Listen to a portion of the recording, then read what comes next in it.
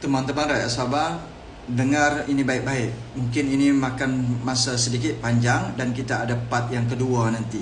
Ini part yang pertama.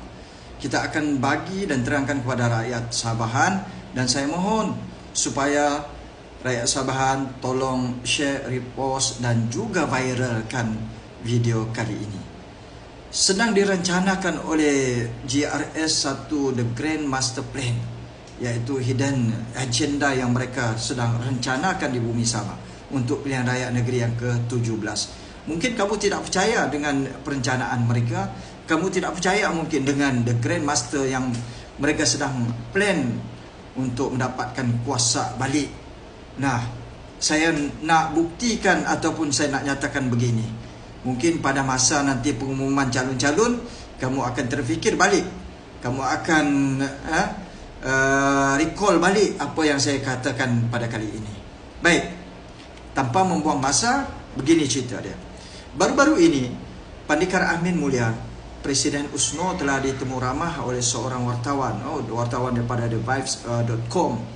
Dalam temu ramah tersebut, Pandikar Amin telah menyatakan bahawa I am not here for a seat, but for Sabah. Maksud dia bukan berada di sini adalah untuk dapatkan kerusi bertanding, tetapi adalah untuk Sabah.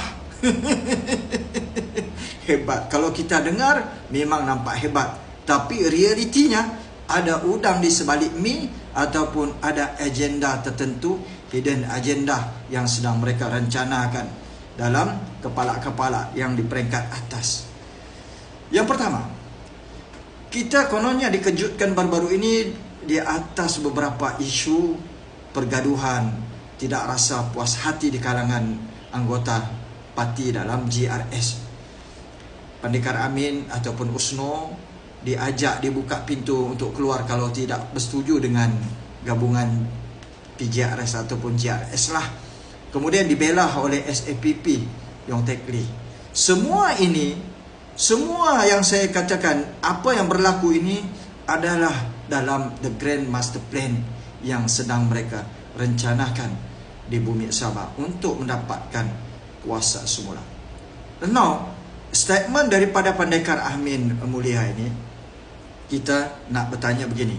If Pandikar Amin not here for a seat, the question is, why USNO tidak bertanding di Kota Belud dan juga di Tuaran? Di Kota Belud merupakan tempat Pandikar Amin.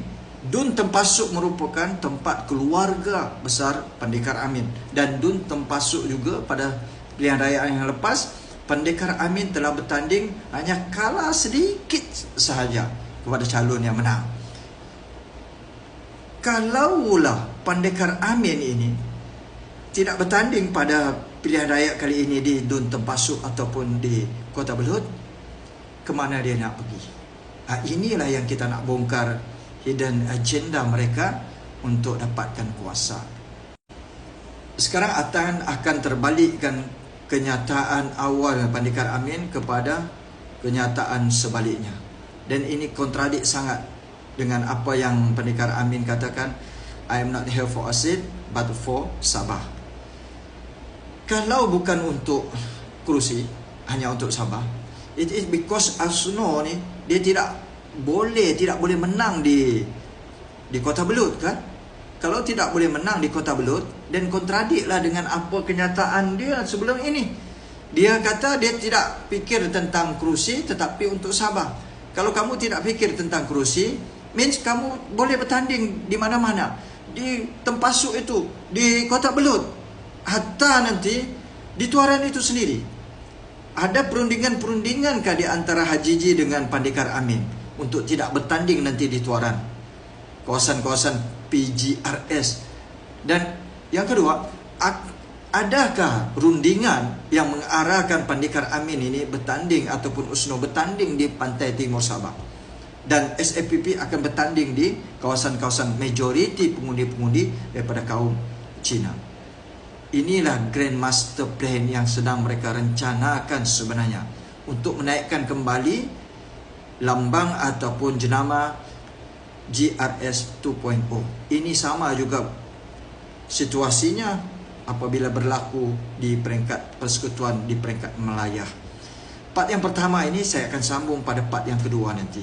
Lebih banyak kita akan jelaskan kepada rakyat supaya rakyat tahu, oh rupanya begini Grandmaster yang sedang diplankan oleh JRS. Mereka dinampakkan seolah-olah bergaduh, berkelahi, berebut jawatan, berebut kerusi, tetapi tidak.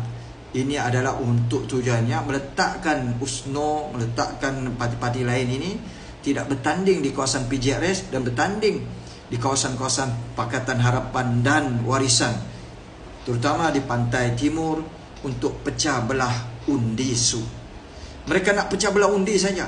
Diorang tahu tidak boleh menang, tapi nak pecah undi supaya nanti akhirnya eventually mereka nak kembali berkuasa. Gabungan-gabungan parti-parti kecil bila menang sikit-sikit, diorang akan bergabung balik, jadilah JRS 2.0 balik.